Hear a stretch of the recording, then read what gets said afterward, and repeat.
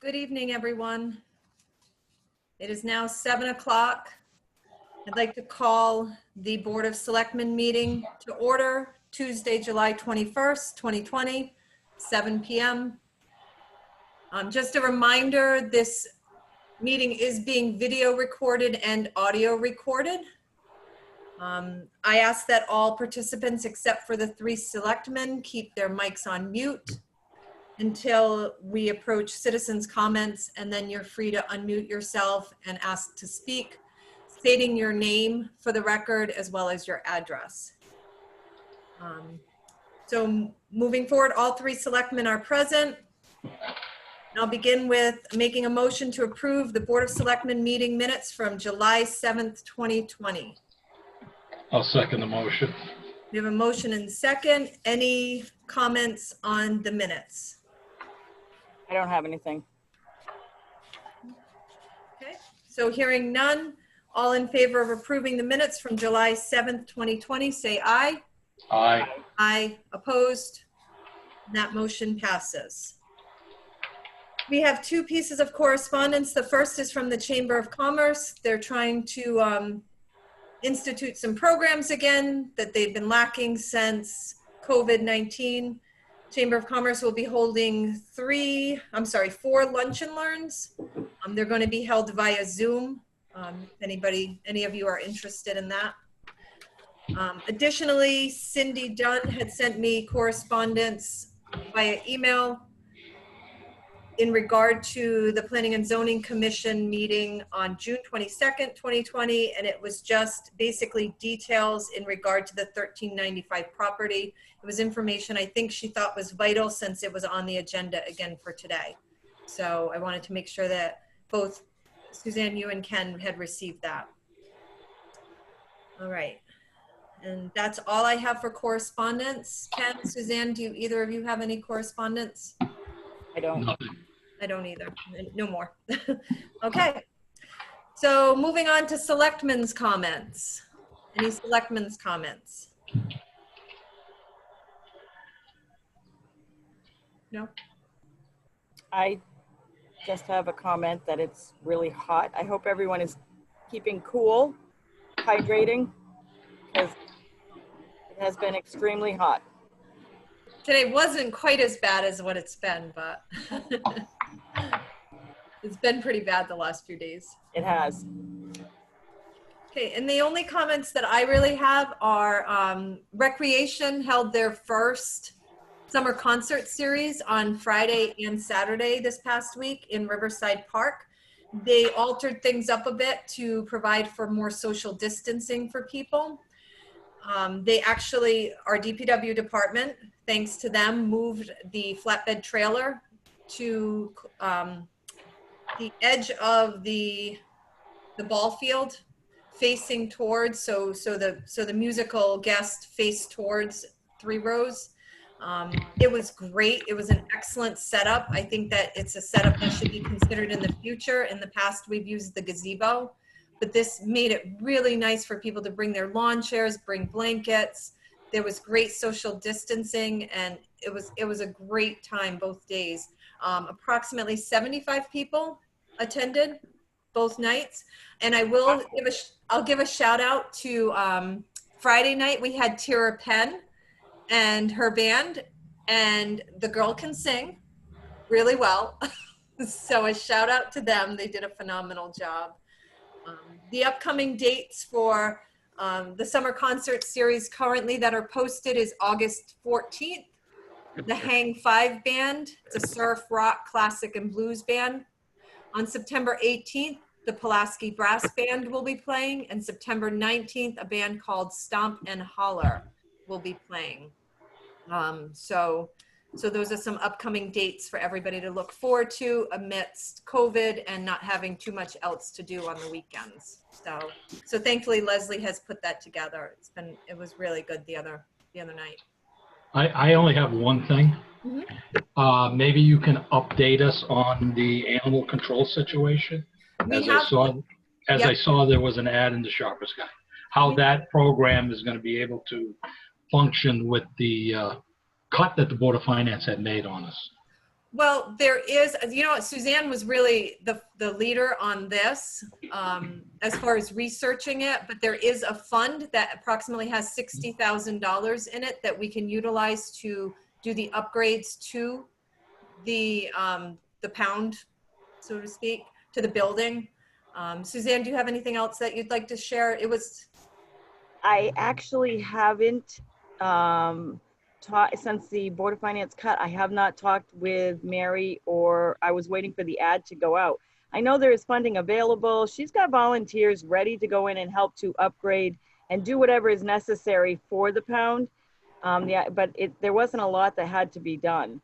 And there's actually people willing to volunteer and donate supplies and things. So, but I think it's once we have somebody hired, then we'll be able to really move forward with that. As far as the funding of it, I think when I last actually had created a budget for it based on the information that Mary had given me, they would be able to come in with what the Board of Finance was providing with some support from the dog fund, that they would be able to make it work. Right. And that's the hope for animal lovers throughout Thompson to actually have that program up and running again would be a tremendous win for our town. Yeah, I think it's really exciting, actually. Right. Okay, thank you. You're welcome. Any other further comments from our selectmen? Okay. Hearing none, I'll move on to citizens' comments. Citizens' comments. Just feel free to unmute yourself, raise a hand, go to the chat section and type in a comment if there's any citizens' comments at this time. Okay. All right, it looks like there aren't going to be any comments. We'll move on to agenda item 5, which is the Department of Housing, a certified resolution. And I know that I sent this information over to Suzanne and Ken, but what I want to explain is what this is about.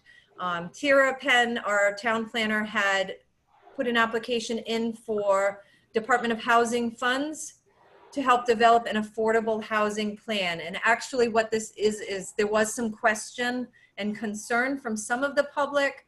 It is a mandated requirement. And I'll read from the act that the state of Connecticut had adopted. Affordable housing planning requirement deadline.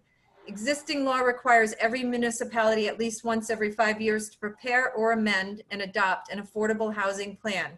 The plan must specify how the municipality will increase the number of affordable housing developments in its jurisdiction. Under the bill, municipalities must prepare and adopt a plan and submit it to the Department of Housing Commissioner by January 1st, 2020. So this is really something that we're doing to be in compliance. What they're looking to do is provide the development of housing opportunities for all residents and promote housing choice and economic diversity in housing. So that, like I said, that plan has to be sent to the Department of Housing Commissioner by this coming January. So we are kind of in a time crunch. So what Tira had applied for was a grant that would help with technical assistance in forming the plan. It was a $15,000 grant that she was awarded. And what we're looking to do tonight is to adopt the certified resolution appointing Tira Penn to administer the $15,000 grant for the Affordable Housing Technical Assistance Grant. I'll make a motion to adopt the resolution as presented. I'll second that. So we have a motion and a second. Any further discussion about this plan? Hearing none, all in favor of adopting the certified resolution, say aye. Aye. Aye. Any opposed? And that motion passes. Right, on to agenda item 6, the Thompson Public Library request for the Little Free Library. And I'm excited because Allison's here. Hi. Allison, what do you have to tell us about this? Sure. I emailed Amy a few weeks ago, and I understand she took it to a previous selectmen's meeting, and I'm not sure if you folks have had a chance to go out and look on the website of the Little Free Library Organization, which is in a global initiative that we can bring to our own backyard. I've known of Little Free Libraries for a while now and have been trying to contemplate how to roll them out in our community. Then the world changed, and then I got more information. The town of Putnam offers 4 Little Free Libraries that their community members have been enjoying during this time. And so that made me kind of move this up to my list of what can we make this happen at this point for our readers. Little Free Libraries are wonderful things. They offer books for all ages, and it's a nice way to put books in people's hands of all ages, which is a great win, I think. So it would be a variety of books. It wouldn't just be adult. It would be children's books as well. The Little Free Libraries are pretty much a take one, leave one format in terms of stocking it. We have some donations that have been given to the library that we can certainly start these 2 little libraries with. And yet I would imagine going forward, the community members would perpetuate them. We've heard from members in our own community that have been using Little Free Libraries in other communities. So I truly believe it would be popular for our readers. And I did, I know one of the things that we had talked about at the last meeting was me potentially reaching out to Putnam, who they really don't facilitate. Once in a while, they'll add some donated books. Mm-hmm. But for the most part, the community keeps the spirit going and keeps things moving through. Exactly. But Priscilla had very positive things to say about it. Good. I'm glad you had a chance to talk with her about it. Suzanne, Ken? Amy, who is Priscilla? Priscilla is the head librarian, library administrator, library director. She's the library director of the Putnam Library. The Putnam Library. She's me in Putnam. Yes, that's it. Can I ask a couple of questions? Yes. Okay. So Allison, they've had no problems at all in Putnam with these? Nothing glaring that made them have to shut them down, no. And who is it would it be your job to oversee them, to keep an eye on them, to? We would, absolutely. Daily, I don't think that would be necessary, but we would want to check on them every so often to make sure that they're in good condition and no one's tagged them with, anything inappropriate or whatnot. I would be more concerned about them getting misused. Yeah, no, we would keep an eye on it. And there's some community self-pride that kind of goes along with this initiative as well. And so I see that happening on our behalf. And who is going to fund them, and what is the cost? And I plan on I didn't want to get too far into moving this forward until I got permission to plant these on town property. So I'm going to work with the Friends of the Library, and they'll be acknowledged on these. But we're also, I'm working with a community member who's agreed to build them for free, and we'll just pay cost for material. Oh, all right. Okay. And that'll be covered by Friends of the Library for the most part? Is that what we're thinking? Absolutely. Now, what about, there was some question about the location. I know you had said Riverside Park, understandable. There was some concern about Heritage Park, and I know Leslie had mentioned it, and I think... I have my concerns. Right. Because Heritage Park has had its litter and a variety of things that transpired down there. But I almost wonder if Wilsonville Park, where the playground is, if that might not be a better option, potentially. Sure. We can explore any town property. Absolutely. Yeah, that's because we've had vandalism problem down at Heritage, and there's a lot of people that come in from, a couple of the states that come down to go, and there's a lot that goes on down there. So I'm more worried about it being vandalized in that particular location. Other than that, I'm all for it. I think it's a great idea. Thank you, Ken. So Allison, as I'm sure you know, I'm for anything that promotes reading and literature, and but you're looking to put in 4 of them to start with? Two. Two. I'm sorry. I got my wires crossed with Putnam, I think. Yes, Two of there's them. 4 in Putnam. Yes, that's true. I'm just Okay, looking sorry. at. Got my wires crossed there. Yeah, I think it's definitely worth trying and looking into and putting them in if, as long as we don't have any issues with them. Right.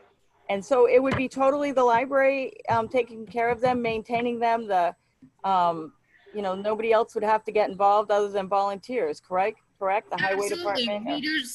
Readers that want to restock it, readers that want to share, book donations that they want to pass along. So yeah, and we would keep an eye on them. Absolutely. I know what I wanted to ask. These are mobile buildings. Like, it doesn't, if we put it into Heritage Park, it doesn't work and we want to move it. Is that possible? Absolutely. These are just small. They're oversized Oh. mailboxes, really. They're nothing. They don't hold more than 25, 30 books. Okay. They're like I said, oversized mailboxes, oversized birdhouses. Got it. Okay. And it looks like the only thing, according to the email request, the only thing was potentially that the Public Works Department would have to help with the installation, which will have to be put onto their agenda at some point. So. Okay.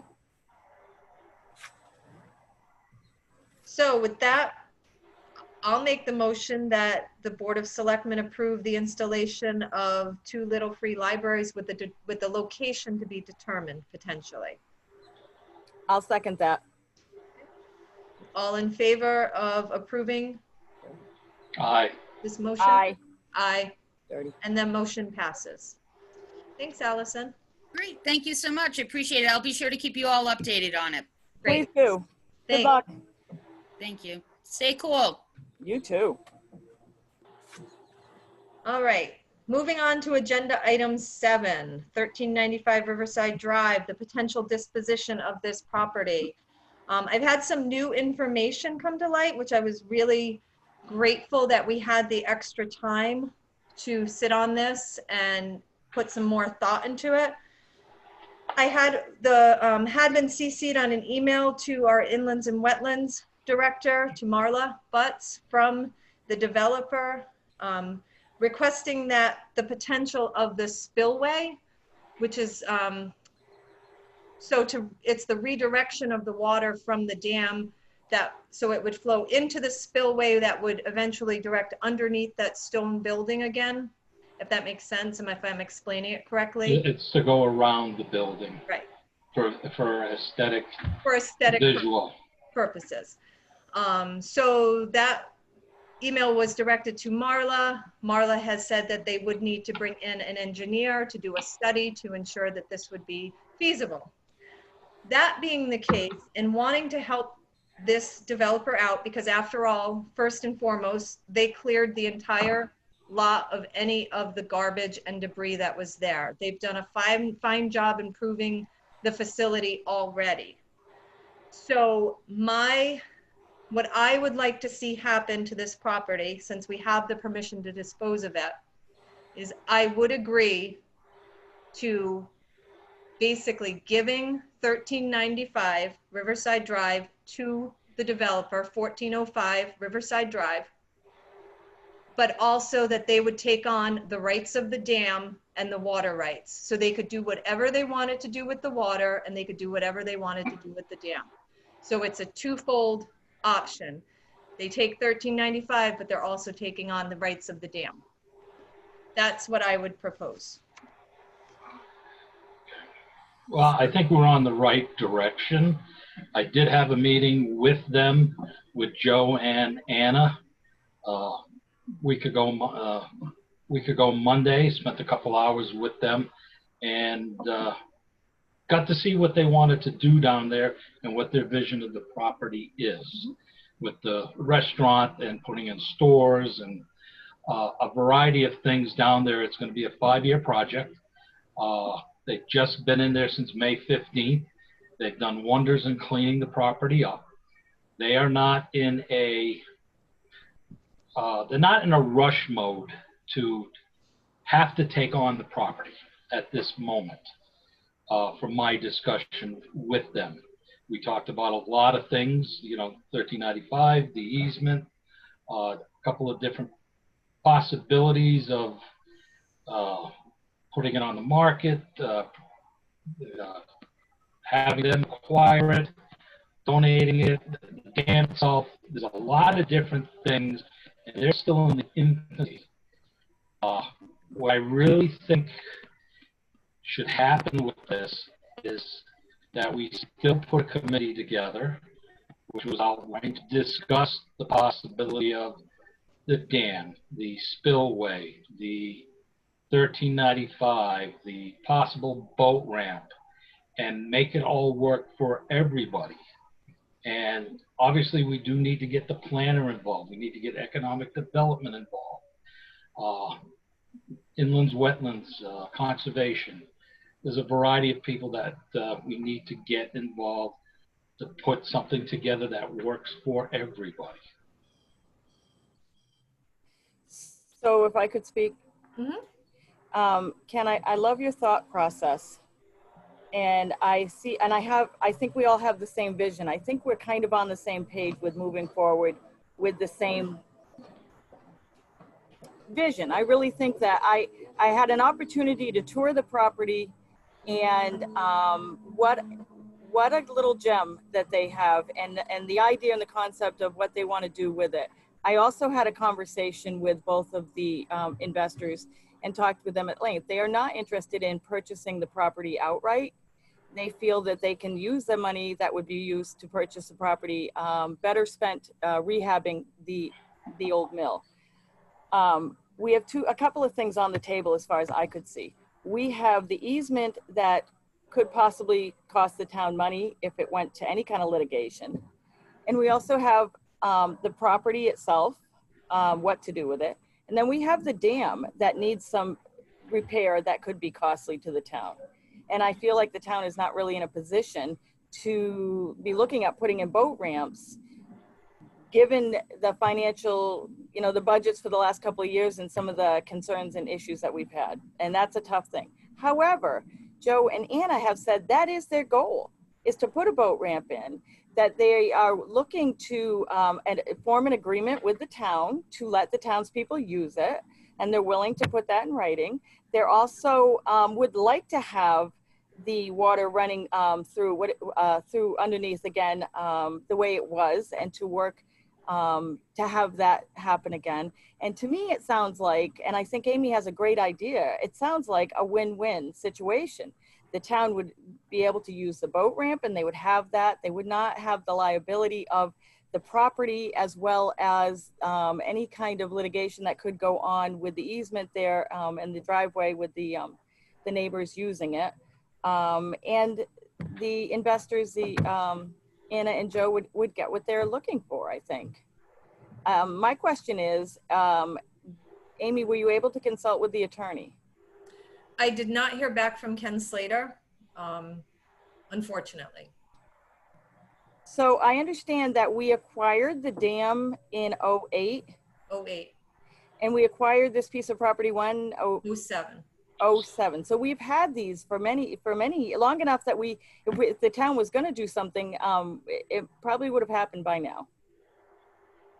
I'm thinking that we would have had something going in the works at this point. Well, I explained that at the last time we discussed this. There was, when we acquired the property in 07, we made a land swap in 08, got the dam and the hydro rights. We were supposed to do at that time, back then, it's all public record, to lease out the building, acquire the stone building. We had a problem with the then landlord owner at that time. The new guy came on, he had new ideas, which was Mr. Benuki. And then he had some personal health issues, and now it's gone to Anna. So it wasn't for a lack of what the town wanted to do with it. It was having a willing partner to work with it. One of the other things that we have to remember, we also have the hydro rights with the dam and the part of the building. All of these things have to be looked at, and even if we gave them the property, which I have no problem with, if they put in the boat ramp, talking to Anna and Joe, they would give us a certain amount of easement going forward, so that way we can use it indefinitely.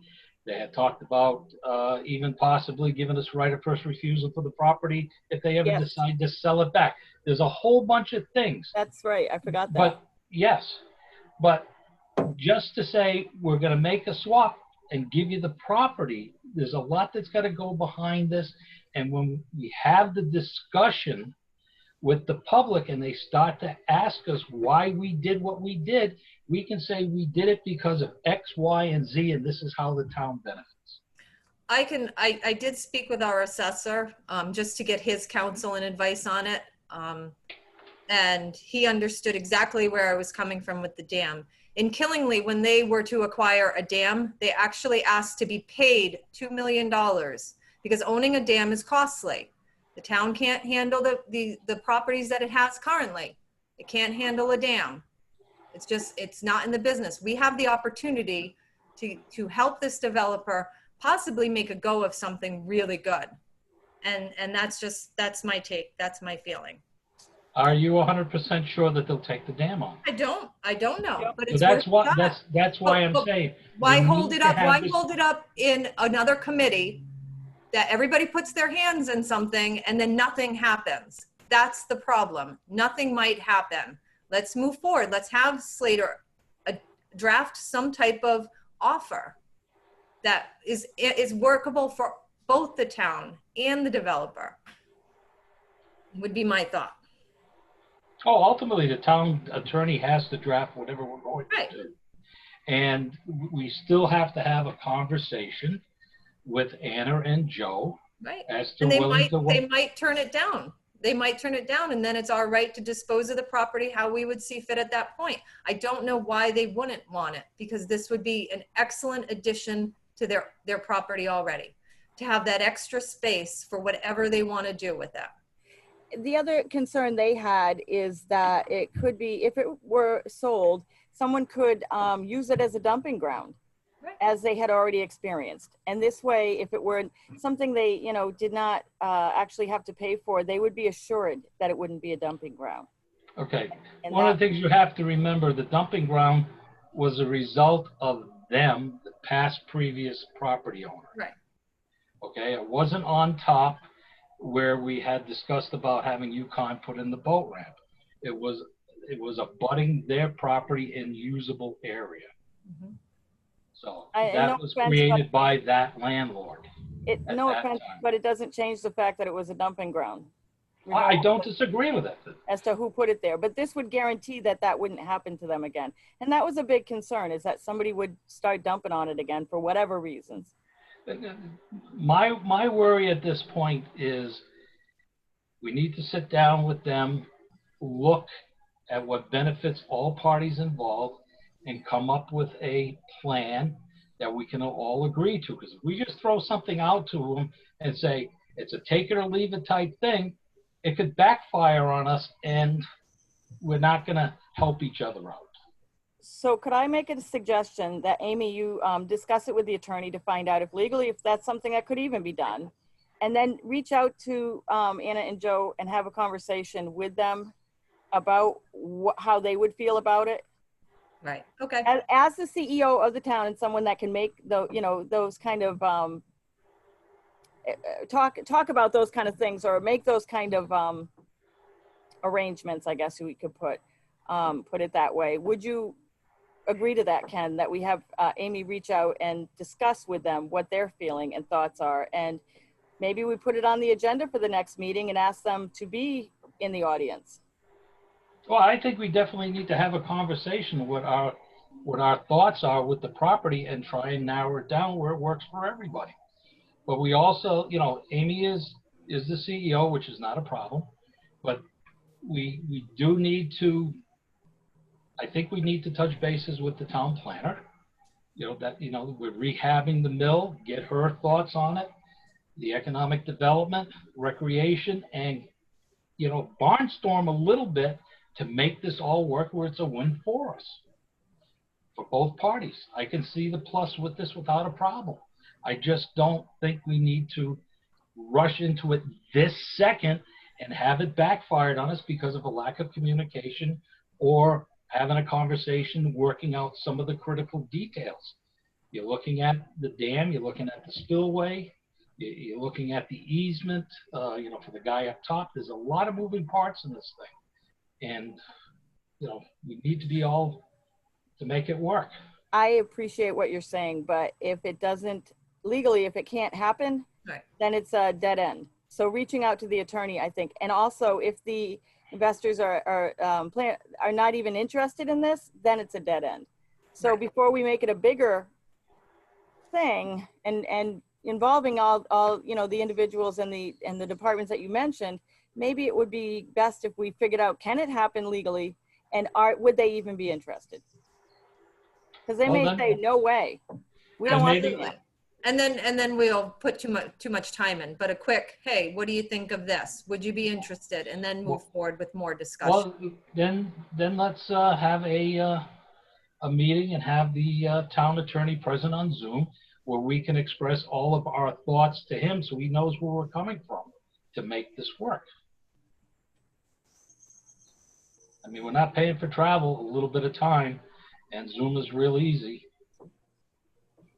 And we can express my concerns, Suzanne's, Well, yours, Amy. Is and- everybody gonna, the three of you will be in the meeting on Thursday, Yes, yeah. For I the- got I hearing? believe so. the public hearing? Attorney Slater is supposed to be in the meeting. We could ask him to stay or dial back in at the end of the meeting potentially. And, It would have to be a special meeting, I think. no, but we could end the meeting and then we could just hang on Zoom. Like if Yes, we but- at a public space and then we walked into another room afterwards and talked, we could end the meeting. And then you would have to schedule a special meeting. No, I'm just Yeah. talking about for us to have a chat with the attorney with everybody else gone from the Zoom. Is that possible? Then it- it's still it would Just- have to be a special meeting. It's got to be on the agenda. Yeah, it has to be. Even if you were in a live meeting and you walked out of the room and you said, let's go have a Yes. conversation with the attorney. It would be Oh, an because illegal it's the meeting. three of us. Yes, it would be a quorum. That's what I'm trying to say. Right. Yeah. And we would be discussing something that's been on the agenda or going on the agenda. So You're we right. would need to have a special, but you could do that. I could add it to the meeting Yes. for Thursday. But it's got to be on the agenda. Okay. It So could be- tomorrow I'll get it on the agenda. It could be open forum, or it could be, Amy, if I were you, I would end the public hearing and then we do it at a different time maybe. Yeah. So that we can have clear heads and not be exhausted or have any other distractions. True. Okay. I think if you talk with the town attorney, I believe this may fall under executive session. Right. It could, You it could. I was thinking that too, Ken. I was thinking that. Right. It could very well fall under executive session. Yes, because it's negotiations. All Well, right. it's property, selling Yes. of property or assets. So, yeah. All right. So we will move on from agenda item 7. Yes. Moving on to agenda item 8, large-scale truck traffic issue.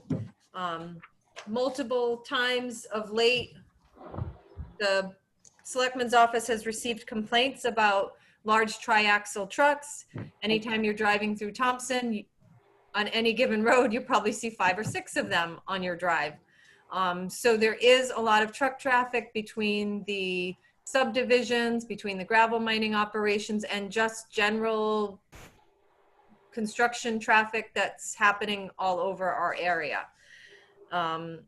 So Suzanne had given me a call expressing her concern. And Suzanne, if you want to share what your concerns were.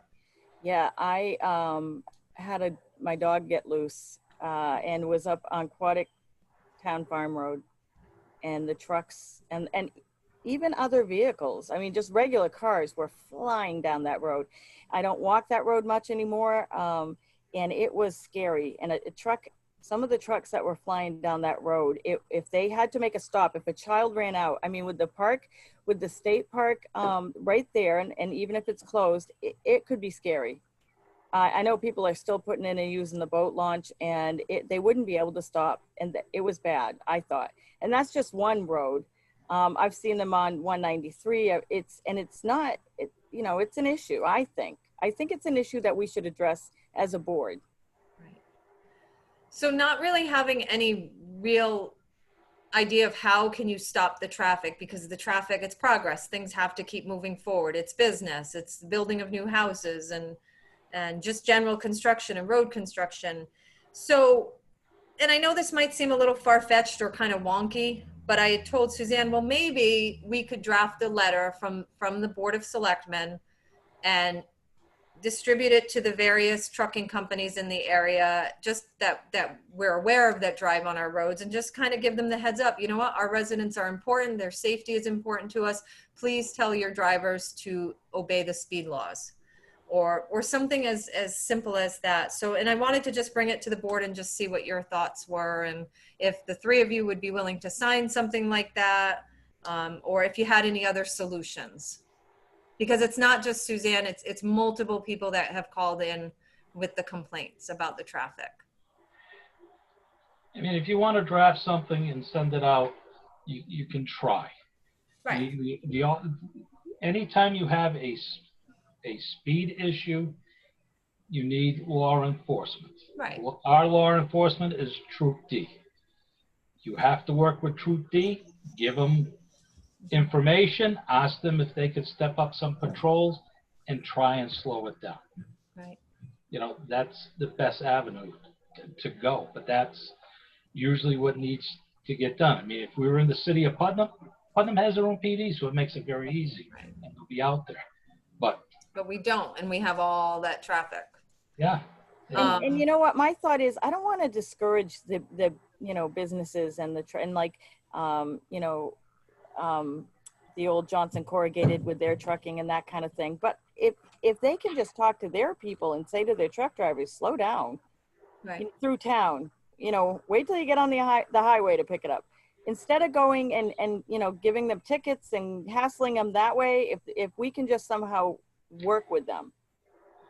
For the last couple of years, I did it with Superior Bakery, where they were taking the tractor trailers going in by St. Joseph Church.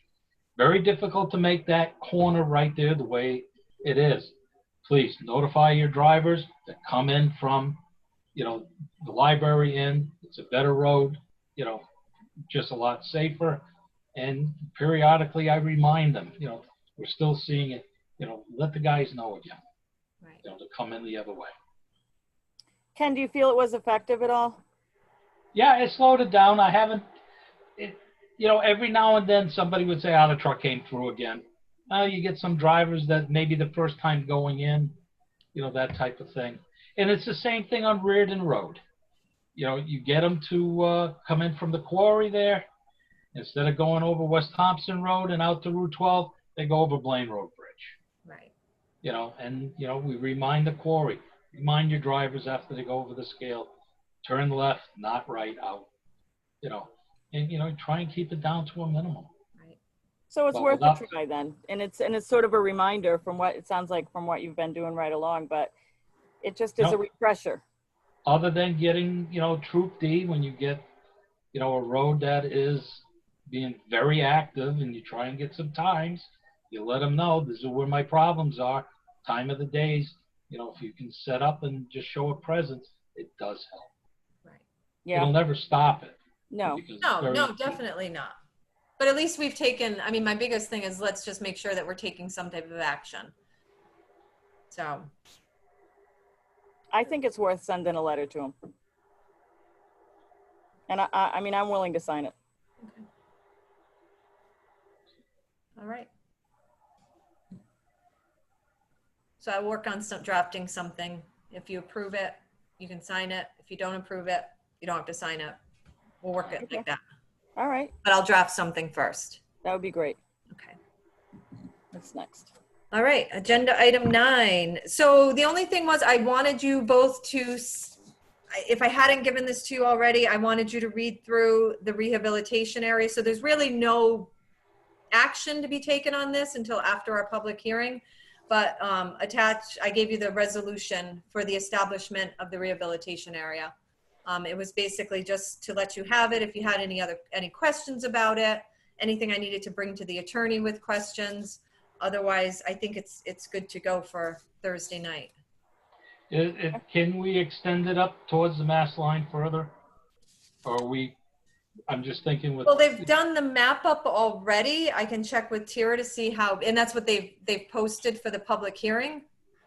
Well, but that's part of the public. I'm just thinking of, the potential of, if you look at our very first mill, it's right at Wilsonville and Riverside Drive, and then it heads, Right, south. are you talking about, because this has to be for housing. This is only applicable to Oh, okay. housing. All right. So it's, I got you. Okay. yeah. So if it was multifamily housing, because I had thought of it, I was hoping for it for 1405 or something similar, and this only applies to multifamily housing units that are in dire need of repair. Well, there are other incentives for businesses that upgrade their properties and invest in them. Right. Yeah. So any other questions on this? Agenda item 10, other business. Any other business that we need to bring up? All right. Moving on to agenda item 11, citizens' comments. Again, you can unmute yourself or you can type into the chat box. But if you do speak, just say your name and your address. Citizens' comments. This is Amy, Charlie John. Obert at Oh. 10 Quadic Road. Hi, Charlie. And hi, good evening, everybody. I hope you're all staying safe. You too. Couple of things. First of all, I decided I wanted to tune in because I was interested in the concept of the little free libraries. What a great idea. My gosh, we should be doing that without any question. I'm interested to know how much each of those little boxes costs, but I'll find that out later. The large-scale truck traffic, I am very much interested in that. The same types of trucks that you spoke about, the 6 axles, and to Suzanne's comment about not feeling safe out on Quadic Farmtown Road. This town is not very friendly to pedestrians and bicyclists, but it could be. And one of the things that I think that the Board of Selectmen should consider has to do with the fact that all these heavy trucks are out there in direct relationship to a for-profit venture, and we're not collecting a penny for the wear and tear on the roads. But we could if the bond that was required for a gravel mining operation, as example, were to consider enough for the cost of repaving the roads when they were all done. If the bond also would provide money for speed limit signs with cameras and radar, and that image was forwarded down to Troop D, when somebody speeds through the intersection, speeds past the sign. Or what about if gravel miners taking gravel out of there at 11:45 at night and neighbors are complaining and we can confirm, yes, he is. Now we can send a letter directly to that guy, even if we don't have police. We can send a letter directly to the guy that's going in at 11:45 and saying, cut it out, buddy. People live out here. Let's balance it out, the best for both. So I'm very concerned that we are essentially walking down blind alleys with $100 bills hanging out of our pockets, letting the gravel miners pick us over. We don't feel safe on our streets, on our roads. We don't feel safe going out for a walk or a bike ride or a jog. But we could be. We could. Last quick note, I'm really excited about that mill at Wilsonville. And there is already a design for the canoe launch or boat launch from that area, recreationally speaking, and trails thinking in terms of a nice little canoe run that would then bring people down to buy a pizza and a beer down at the Milltown Inn. But the idea is, sure, if they want to take it over, fine. for crying out loud, if they'll take over the liability for the dam, let them do it.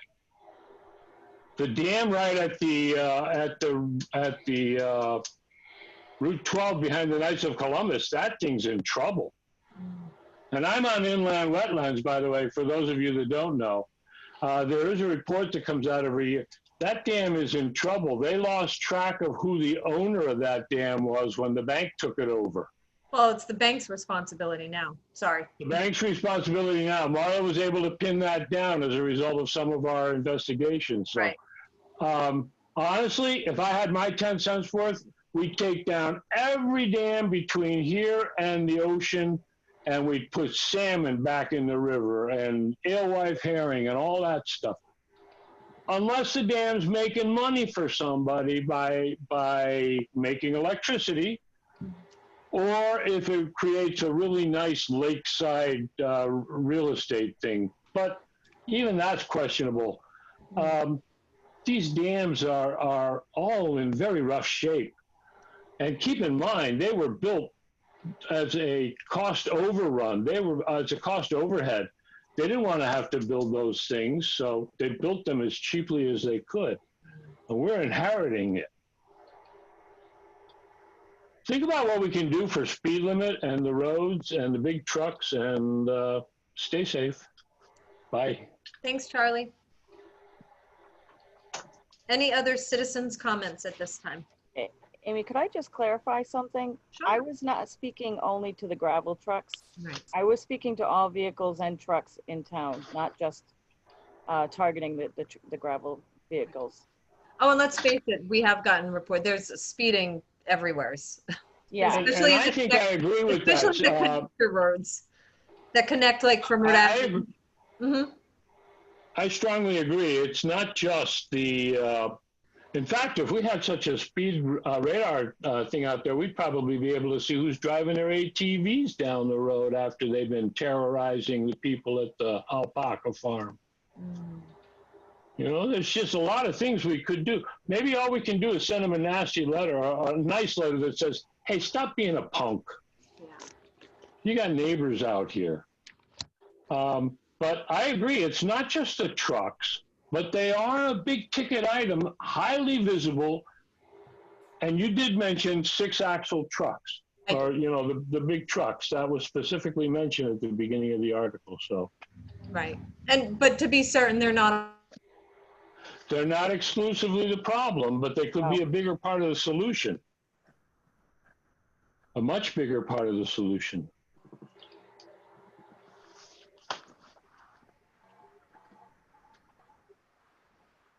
Amy, John Rice, if Charlie's all done. Yeah, I'm finished. I thought I was until the last question came up about cars and trucks there. I'll sign off. John Rice, 39 East Thompson Road. Just a couple of comments. I do agree with Ken's proposal of getting a couple of people together and looking at that whole scenario of 1295. The other item was the possibility have the Department of Public Works, Rich, go around and look at signage on some of these roads. Maybe they need updating. And by the way, they are doing a good job around town. It's very noticeable to me anyway, what the roadways and everything else is looking like. But maybe the speed limit signs have to be updated or more of them posted.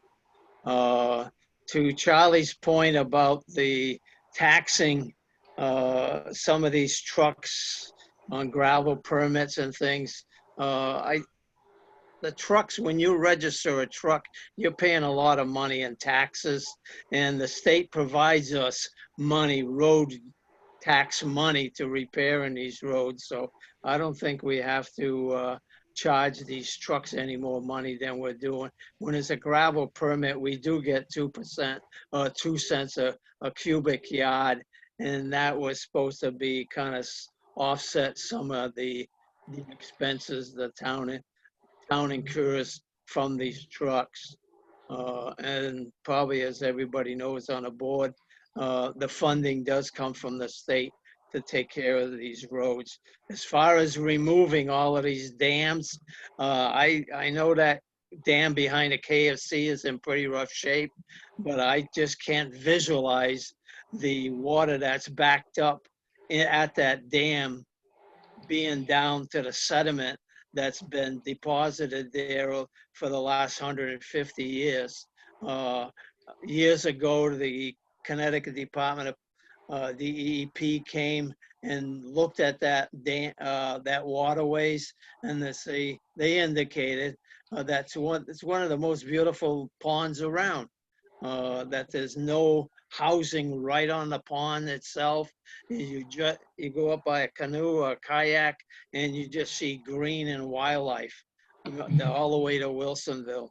So I'm really not in favor. I know there's a liability, but with that dam, but I'm not in favor of tearing them all out. I can tell you that. And I think that's my comments, Amy. Selectmen, thank you very much. All right, thank you, John. I actually did lose my internet connection for a little while, so I did jump out of the meeting quickly because I lost my internet. You sure you just didn't want to listen to my spiel again? Took me a while to realize that I had lost my internet connection. I was still talking. All right, thank you. Any other citizens' comments? Okay.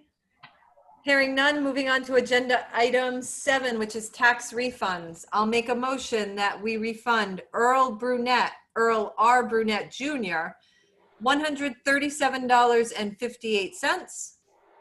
Honda Lease Trust, $357.98. Lisa A. Sheehan, $53.69. Thomas A. Sheehan, $37.21, and Dennis A. and Patricia M. Taxon, $84.50, for a total of refunds of $670.96. Second. Make the motion. Ken seconds it. All in favor of these tax refunds, say aye. Aye. Aye. And that motion passes. And I'll make a motion that we adjourn at 7:52 p.m. Second. All in favor? Aye. Aye. Aye. And we are adjourned, 7:52 p.m. Good night, all. Good night. Good night.